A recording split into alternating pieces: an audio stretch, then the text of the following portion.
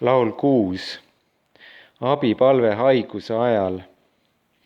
Laulu juhatajale keelpillil mängida 8. helil Taaveti laul.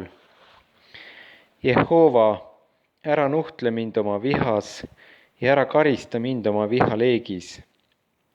Jehova, ole mulle armuline, sest ma olen nõrkenud. Tee mind terveks, Jehova, sest mu luudkondid on jahmunud. Mu hing on väga jahmunud. Aga sina, Jehova, veel kui kaua?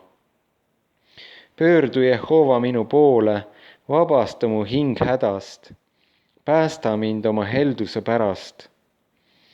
Sest surmas ei meenutata sind. Kes surma vallas tänab sind? Ma olen väsinud oma ohkamisest.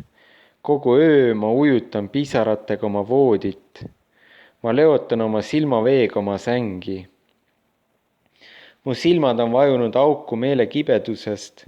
Nad on läinud vanaks kõigi mu vastaste pärast.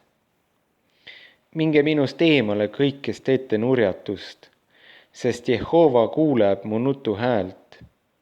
Jehova kuuleb mu anumist, Jehova võtab vastu mu palve.